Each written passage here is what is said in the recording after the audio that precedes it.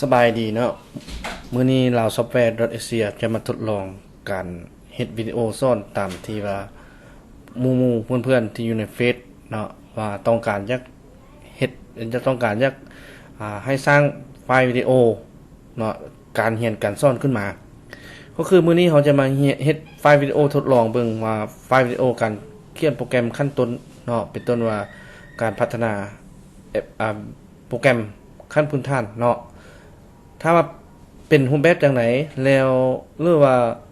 การอธิบายบ่ละเอียดบ่หรือว่าอันนั้นบ่ชัดเจนบ่ถ้ามาตำหนิติชมกันได้เนาะ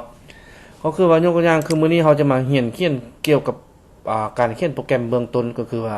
การเขียนโปรแกรม Microsoft Visual Studio ซ่อม8เนาะหรือว่าของอีกหนึงก็ BB ซ่อมมัน8เฮาดับเบิลคลิกเข้าไปเนาะโปรแกรมตัวนี้เฮาดับเบิลคลิกเข้าไปตัวนี้เนาะมันจะเป็นหน้าต่างตัวนี้มันจะเป็นบนตัวที่ว่าแสดงโปรเจกต์ที่เราสร้างขึ้นมาต่างๆเนาะแล้วตัวเทิงนี่มันก็จะเป็นเมนูไฟล์มีต่างๆคือกับออฟฟิศมีต่างๆเนาะส่วน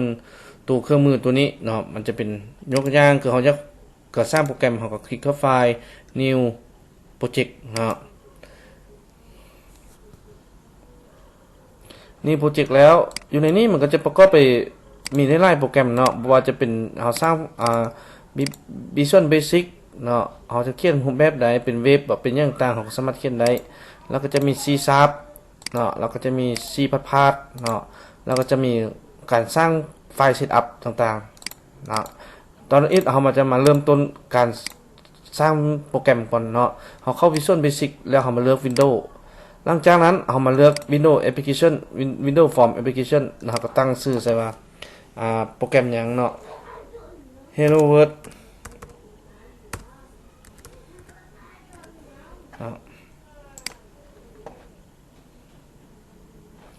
ตัวนี้เนาะมันจะเป็นหน้าต่างก็คือว่าหน้าต่างของการออกแบบระบบเนาะอยู่ในนี้มันก็จะมีเป็นต้นว่าการสร้างเนาะก็คือจะเป็นเมนูต่างๆอยู่ในนี้เมนูแล้วก็มีเครื่องมือต่างๆเนาะตัวนี้มันก็จะเป็นบรรทุที่ว่าให้เราแสดงค่าบรรทุซองตัวนี้เนาะตัวนี้ก็เป็นตัวแสดง property และคุณสมบัติของนั้นต่างๆคือยกตัวอย่างเนาะคือเราจะตั้งชื่อฟอร์มตัวนี้เราจะตั้งชื่อว่าหยังเนาะยกตัวอย่างคือเราจะตั้งชื่อว่าฟอร์มเราก็ตั้งชื่ออยู่นี่มันเนมนี่เนาะ FRM main บ่เนาะเราก็ตั้งชื่อใส่เพราะตัวนี้เราต้องได้ตั้งชื่อเนาะแต่ละโปรแกรมแต่ละฟอร์มเราก็ต้องได้ตั้งชื่อมันถ้าเราจะตั้งเราคลิกใส่นี่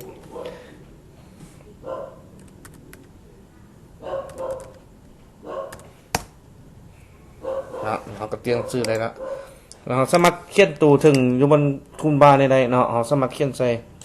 เวลาเราเขียนใส่ว่าทดลองการนำใช้โปรแกรม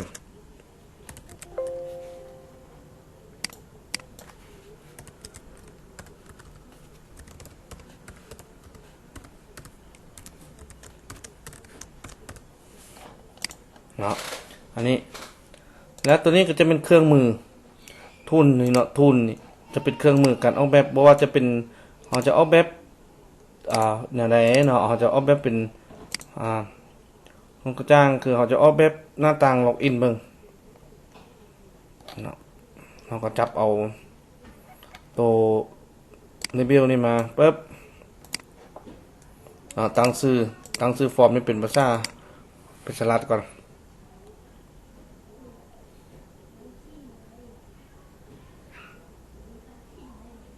ยักษาหนึ่งเนาะตามเป็นเพชรสลับ12ก็ได้เอา12เนาะพอดีฟอนต์บริงาม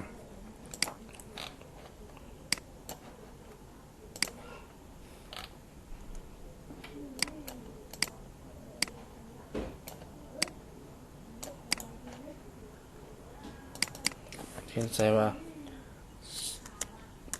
ชื่อผู้ใส่ระบบ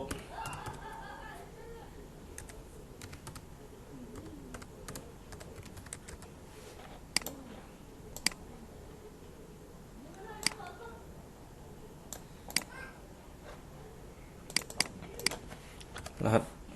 ผ่าน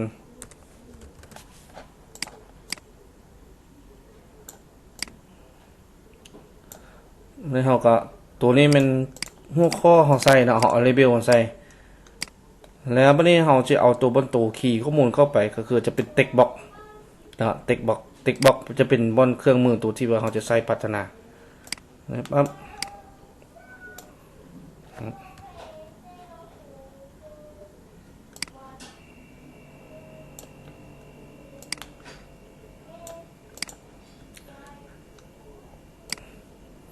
แล้วเอาปุ่มบัตตันมาใส่เนาะปุ่มบัตตันมาใส่ครับในการเอามาใส่นี่เราสามารถ copy ได้แล้วเราก็สามารถดึงมันตัวนี้มาได้เนาะเราสามารถเปลี่ยนได้เราจะเขียนใส่อยู่นี้เนาะเราทุกอันเราต้องตั้งชื่อก่อนที่เนาะ user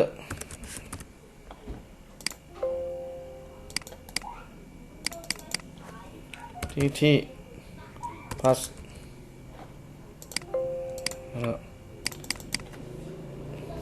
gmd login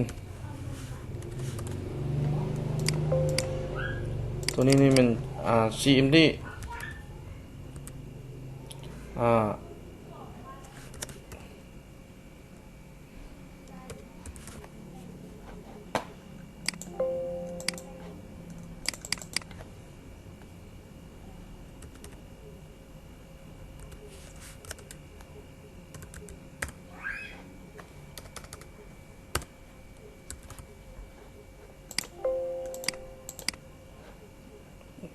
เขียนใส่นี่เนาะเราก็เขียนใส่มันอยู่นี่ถ้าเราจะตั้งชื่อต้องตั้งชื่ออยู่บนเนมถ้าเราจะเขียนชื่อเราต้องมาเขียนอยู่บนเต็กเนาะก็คือว่าตัวนี้มันเข้าระบบ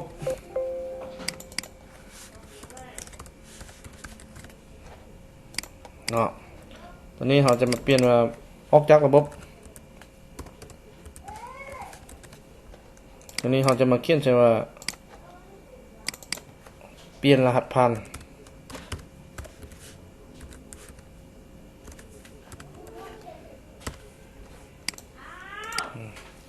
อยู่นี่เนาะเราก็สามารถว่าใส่ซี่ของฟอร์มได้ถ้าเราจะใส่ซี่ของฟอร์มเราก็ใส่ตัวนี้เนาะเราจะใส่ซี่ปั๊บนี่เราจะเปลี่ยนชีทปั๊บนี่เราก็สามารถเปลี่ยนได้แล้ววิธีการเขียนโค้ดเนาะก็คือว่าวิธีการเขียนโค้ดมันเป็นเราจะเว้าเรื่องบทต่อไปเนาะอันนี้เป็นเราจะเว้าเรื่องการออกแบบดีไซน์หน้าต่างโปรแกรมก่อนเป็นต้นว่าอยู่ในนี้เนาะเราตั้งใจเราออกแบบแล้วเราก็สามารถเซฟแล้วอยู่ในนี้มันก็จะมีไฟล์เนาะตัวที่เราจะรันหรือว่าเรากดอยู่ปุ่มคีย์บอร์ด F5 ก็ได้เนาะแล้วอยู่ในนี้มันจะเป็นเครื่องมือในการออกแบบวิเคราะห์ต่างๆเนาะเครื่องมือบอกว่าจะเป็นเครื่องมือมันต่างๆการออกแบบวิเคราะห์เนาะแล้วตัวนี้มันจะเป็นก็คือว่าตัวนี้เป็น